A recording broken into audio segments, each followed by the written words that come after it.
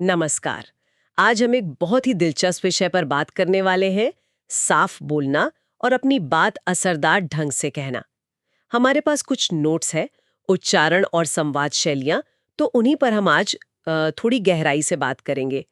हम समझने की कोशिश करेंगे कि आवाज की सफाई मतलब क्लियर बोलना क्यों जरूरी है और असर्टिव कम्युनिकेशन यानी दृढ़ता से अपनी बात रखना हमारी पर्सनल और प्रोफेशनल लाइफ को कैसे बेहतर बना सकता है।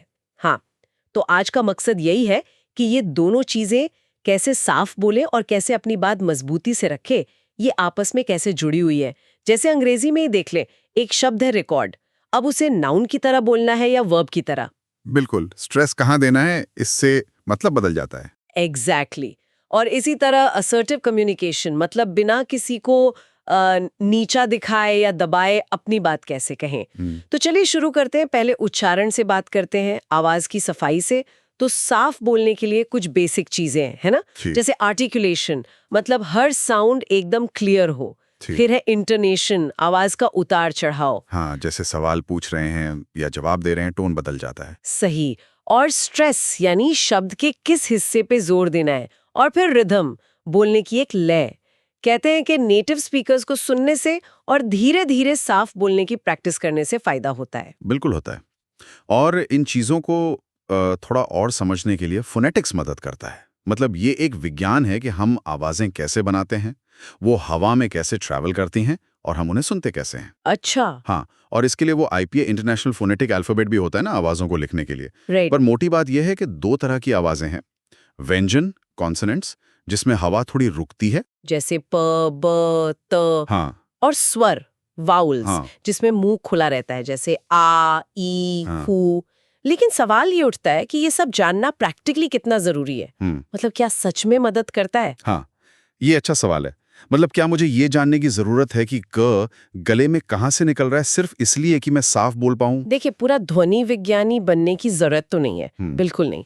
लेकिन थोड़ा सा ये समझना कि होंठ, जबान, गला कैसे काम करते हैं, ये अपनी आवाज सुधारने में मदद कर सकता है। जैसे अगर पता हो कि स और श में क्या फर्क है और वो क्यों साफ नहीं निकल रहा। तो उसे ठीक करना आसान हो जाता है। बिल्कुल।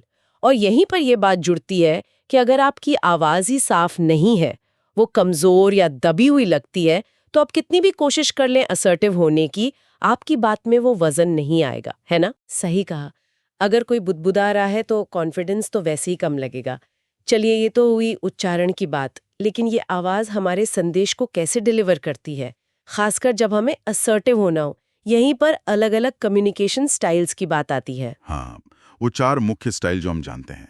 पैसिव मतलब अपनी बात कहना ही नहीं या बहुत झिझक के कहना। दब्बू जिसे हाँ, कहते हैं। फिर एग्रेसिव मतलब दूसरों की परवाह किए बिना चिल्लाकर अपनी बात कहना। पैसिव एग्रेसिव जो मुंह पे कुछ और पीठ पीछे कुछ और होते हैं। और फिर आता है असर्टिव यानी दृढ़। और हमारा फोकस आज इसी असर्टिव स्टाइल पर है। जी, इसका मतलब है अपनी जरूरतें, अपने विचार, अपनी भावनाएं, सब कुछ साफ-साफ और आत्मविश्वास से कहना। लेकिन, और ये बहुत जरूरी है, दूसरों के अधिकारों और भावनाओं का सम्मान करते हुए। तो इसमें क्या-क्या आता है? मतलब असर्टिव होने के लिए क्या करना होता है? देखिए, इसमें सीधी बात कहना शामिल है, घुमा फिरा कर नहीं। हम्म। एक्टिव लिसनिंग यानी दूसरे की बात ध्यान से सुनना। और सही नॉन वर्बल कम्युनिकेशन मतलब आपकी बॉडी लैंग्वेज भी वही कह रही हो जो आपके शब्द कह रहे हैं। आंखों में आंखें डालकर बात करना, कंधे सीधे रखना, ये सब। ये सुनने में तो बहुत अच्छा लगता है। और इसके फायदे भी बताए जाते हैं, जैसे रिश्ते सुधरते हैं, कॉन्फिडेंस बढ़ता है, झगड़े सुलझाने में आसानी होती है, स्ट्रेस भी कम होता है। बिल्कुल। एक तकनीक जो अक्सर बताई जाती है वो है आई स्टेटमेंट्स का इस्तेमाल। जैसे ये नहीं कहना कि तुम हमेशा मुझे टोकते हो, बल्कि ये कहना कि जब मुझे बीच में टोका जाता है तो मुझे लगता है कि मेरी बात सुनी नहीं जा रही।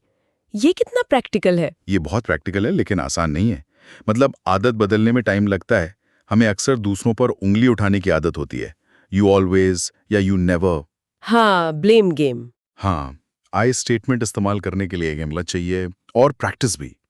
और यहाँ फिर से आपकी आवाज़ का रोल आता है। अगर आपकी आवाज़ साफ है, आपकी टोन संधी हुई है, उसमें घबराहट नहीं है, तो आपकी आई स्टेटमेंट ज़्यादा असर करेगी। मतलब अगर आप कांपती हुई आवाज में कहेंगे कि मुझे बुरा लगता है, तो शायद सामने वाला उसे सीरियसली न ले। एग्जैक्टली तो ये दोनों चीजें, स्पष्ट उच्चारण और दृढ़ संवाद, ये काफी हद तक जुड़ी हुई हैं। आपकी आवाज आपके आत्मविश्वास को दर्शाती है और आपका आत्मविश्वास आपकी आवाज को मजबूती देता है। तो ऐसा नहीं है कि एक चीज सीख ली तो हो गया, दोनों पर काम करना होगा। बिल्कुल, दोनों के लिए लगातार प्रैक्टिस चाहिए। अपनी आवाज रिकॉर्ड करके सुनना एक अच्छा तरीका है। दूसरों को ध्यान से देखना कि वो कैसे अपनी बात रखते हैं। सेल्फ अवेयरनेस यानी आत्म जागरूकता यहाँ बहुत महत्वपूर्ण है। ये जानना कि मेरी कम्युनिकेशन स्टाइल क्या है और मुझे कहाँ सुधार करना है। तो हमने आज देखा कि स्पष्ट उच्चारण के जो मुख्य तत्व हैं, आर्टिकुलेशन, इंटोनेशन, स्ट्रेस, रिदम और जो असर्टिव कम्युनिकेशन का तरीका है, ये दोनों मिलकर हमारे कम्युनिकेशन को कितना ज़्यादा प्रभावी बना सकते हैं। ये अपनी बात साफ और सम्मान के साथ रखने का एक शक्तिशाली तरीका है। हाँ, इससे गलतफहमियां कम होती हैं और रिश्ते भी मजबूत होते हैं। बिल्कुल। और अंत में एक सवाल सोचने के लिए छोड़ा जा सकता है, क्या आवाज पर महारत हासिल करना मतलब अपनी आवाज को साफ, स्पष्ट और सही टोन में इस्तेमाल करना सीखना, क्या ये वाकई हमें ज्यादा असर्टिव बनने में मदद कर सकता है?